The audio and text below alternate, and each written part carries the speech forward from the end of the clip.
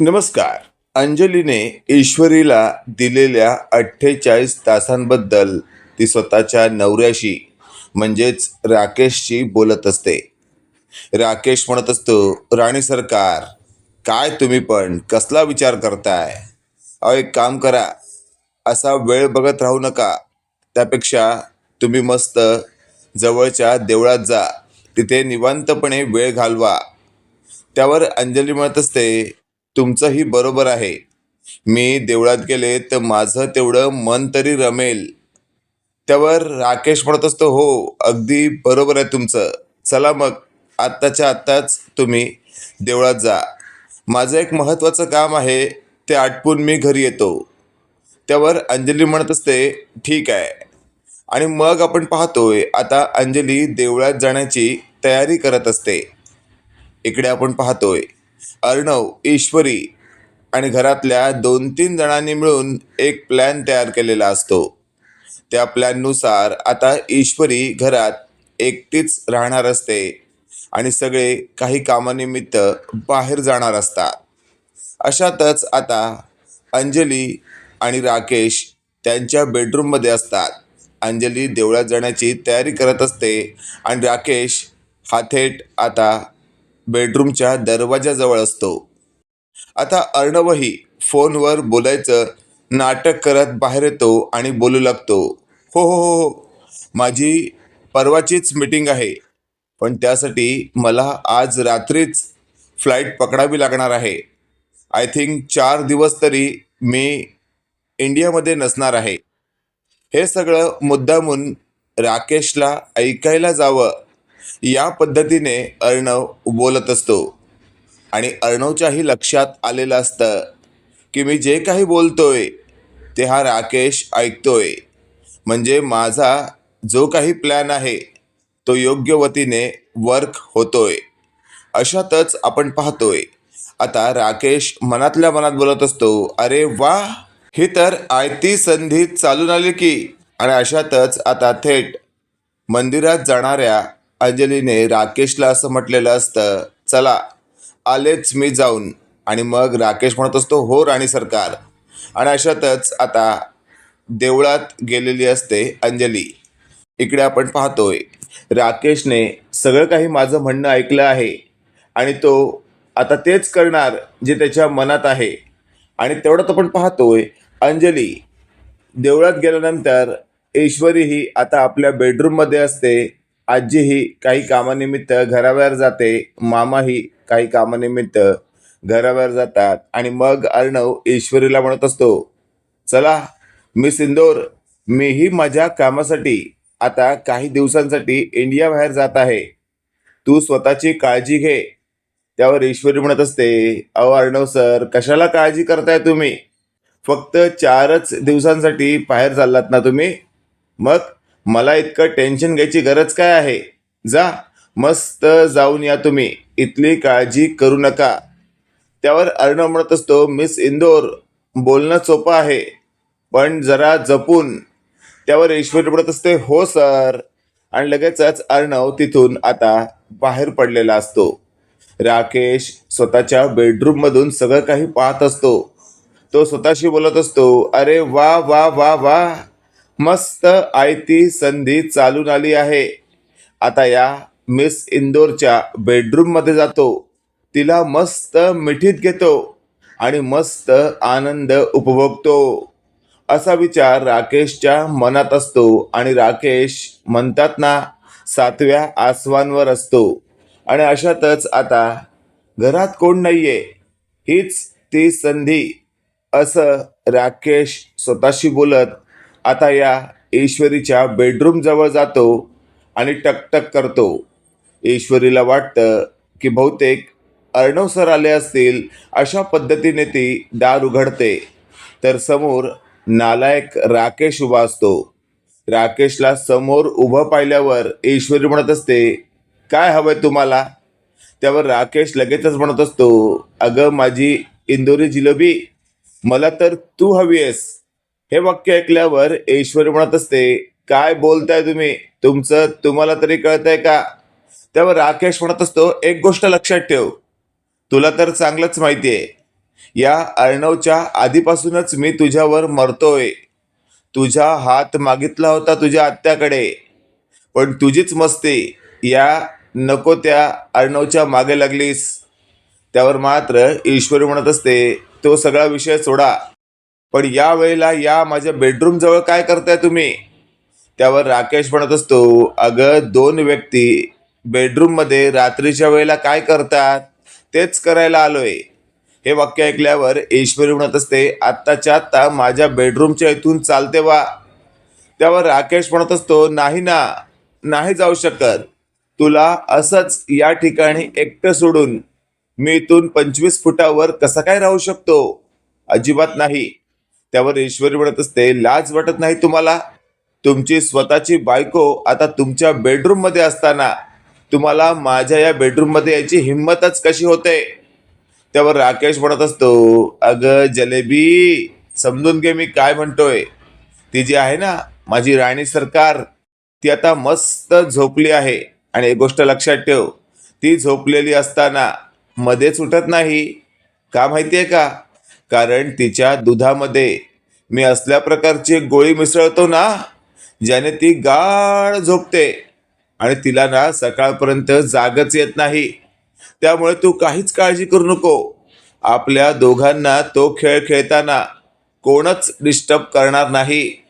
त्यावर लगेचच आता ईश्वरी म्हणत असते, शी, किती घाणेरडे आहात तुम्ही. त्यावर राकेश म्हणत असतो, अरे वा, तो खेळ तुला त्या अर्णव बरोबर खेळताना मज्जा येते आणि माझ्याबरोबर तुला, शी, चल तुला आता दाखवतो. असं म्हणत आता राकेशने ईश्वरीचा हात धरलेला असतो आणि एका हाताने आतून दार लावून घेण्याचा प्रयत्न केलेला असतो, पण तो प्रयत्न फसलेला असतो. आणि अशातच राकेशला असं वाटत असतं, बहुतेक दार लावलं गेलं आहे, पण दार लावलं गेलेलं नसतं. अशातच आपण पाहतोय ईश्वरी म्हणत असते, सोड नालायका सोड. पण राकेश काही केल्या ईश्वरीचा हात सोडत नसतो. तो म्हणत असतो, नाही, आज नाही सोडणार तुला. आज तुला पूर्ण उपभोगल्याशिवाय मी तुला सोडणारच नाहीये. अगं इतके दिवस फक्त लांबून पाहतोय, मनातली इच्छा मनातच मुरवतोय, पण आज सगळं काही माझ्या मनाप्रमाणे घडणार. असं म्हणत राकेश ईश्वरीला चक्क आपल्या छातीजवळ कवटाळतो आणि मस्त आनंद उपभोगत असतो. त्याच दरम्यान ईश्वरी म्हणत असते, नालायका सोड मला. आता काही केल्या राकेश सोडत नाही म्हटल्यावर ईश्वरीने हाताच्या नखांनी राकेशच्या पाठीवर टुपवायला सुरुवात केलेली असते. आणि मग नाईलाज असतो, या राकेशला थोड्या वेळासाठी ईश्वरीला सोडावं लागतं. लगेचच आपण पाहतोय राकेश म्हणत असतो, ए कुठे पळतेस, ये इकडे. आणि अशातच आता शेवटी राकेशने पुन्हा एकदा ईश्वरीला आपल्या जवळ ओढलेलं असतं. जवळ ओढलेली ईश्वरी आता नाईलाज असतो गप्प बसते, कारण राकेशची ताकद जास्तच निघते. आणि लगेचच आपण पाहतोय हीच ती योग्य वेळ असं आता अर्णवला कळून चुकतं आणि अर्णव बाहेर असतो लपून. तो आता थेट अंजलीच्या बेडरूममध्ये जातो आणि अंजलीला उठवतो. अंजली म्हणत असते, अर्णव, या वेळेला तू इथे? त्यावर लगेचच आता अर्णव म्हणत असतो, तुझा नवरा तुझ्या बाजूला नाहीये, बघ विचार कर, कुठे असेल तो या वेळेला. हे वाक्य ऐकल्यावर अंजली म्हणत असते, काही एक काय बोलतोयस तू? बहुतेक बाथरूमला गेले असतील. त्यावर अर्णव म्हणत असतो, नाही, तो नालायक माझ्या ईश्वरीच्या बेडरूममध्ये आहे. कळतंय का तुला? म्हणजे तुझा फक्त वापर करून घेत तो तिच्या मागे लागलाय. हे वाक्य ऐकल्यावर आता अर्णवच्या समोर असलेली अंजली भडकते. ती म्हणत असते, काय बोलतोयस तू?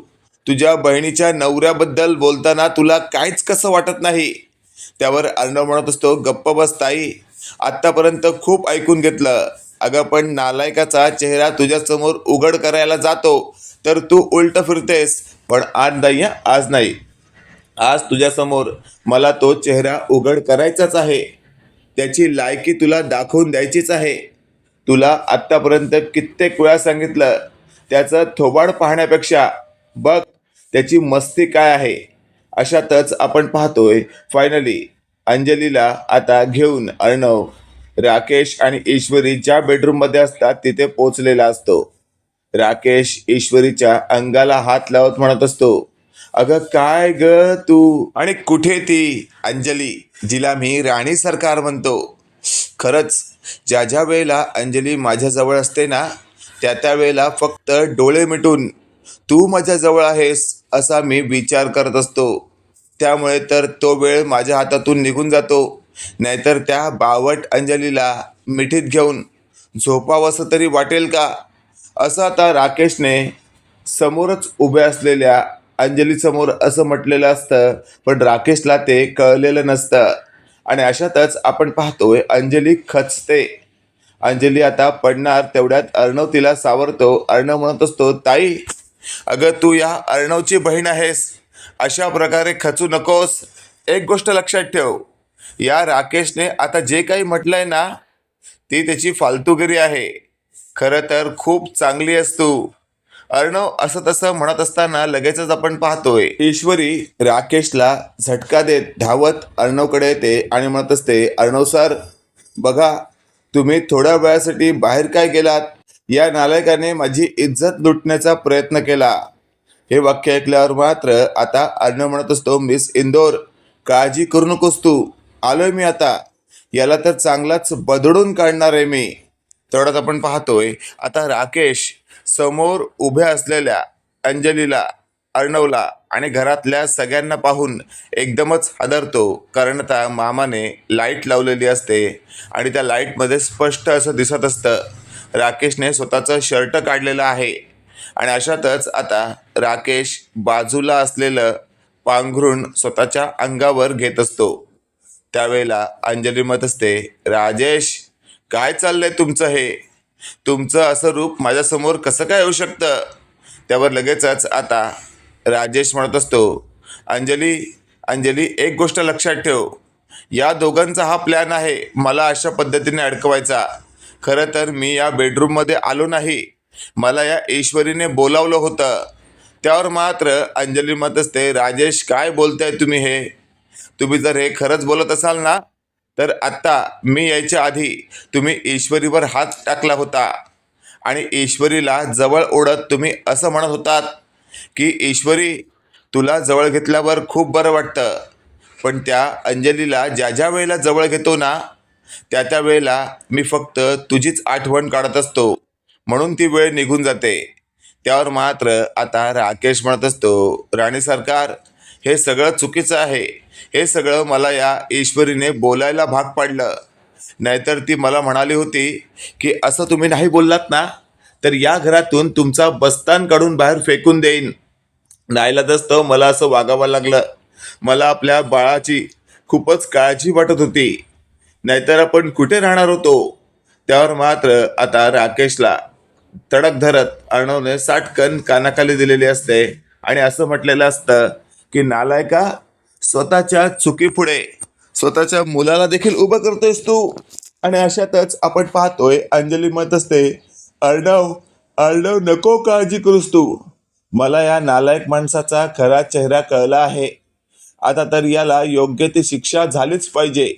तेवढ्यात आपण पाहतोय आता राजेश हा अंजलीला म्हणत असतो, अंजली प्लीज माझं ऐक, या दोघांना सांग मी असं काही केलेलं नाहीये आणि तुझा तर माझ्यावर पूर्ण विश्वास आहे. त्यावर अंजली म्हणत असते, हो माझा तुमच्यावर पूर्ण विश्वास होता आहे नाही, कारण तुम्ही आज तो विश्वासघात घडून आणला आहे. त्यावर लगेचच आता राकेश म्हणत असतो, म्हणजे म्हणजे या ईश्वरीसाठी तू आता मला. त्यावर अंजली म्हणत असते, नाही, या ईश्वरीसाठी तुम्ही मला लाथाडलात, तुम्ही मला काडीचीही किंमत दिली नाहीत. त्यामुळे मी यापुढे तुम्हाला अजिबातच किंमत देणार नाहीये. असं म्हणत आता अंजलीने या राजेशला थेट पोलिसात देण्यासाठी चिंटूला आवाहन केलेलं असतं. त्यावेळेला अंजलीला अर्णव म्हणत असतो, नको काळजी करूस ताई, मी आहे तुझ्याबरोबर. आता तर याची अवस्था काय करतो ना तू फक्त बघ. आणि अशातच आता स्वतःचं ब्लेझर काढत अर्णवने ईश्वरीच्या हातात दिलेलं असतं आणि मग अर्णव फायटिंग स्टाईलमध्ये येत राकेशच्या हनुवटीवर ब्लॅक फेप मारतो आणि त्याची हनुवटीच थोडी क्रॅक करून टाकतो. राकेश म्हणत असतो, ए ए अर्णव, काय चाललंय तुझं हे? अशा पद्धतीने माझ्यावर हात उचलताना काहीच कसं वाटत नाही तुला? तुझ्या बहिणीचा नवरा आहे मी, तुझा जिजू. त्यावर अर्णव म्हणत असतो, नालायका, जिजू या शब्दाचा अर्थ तरी कळतो का? तू माझ्या बहिणीसमोरच अय्याशी करतोयस, तेही माझ्या बायकोशी. लाज वाटत नाही तुला?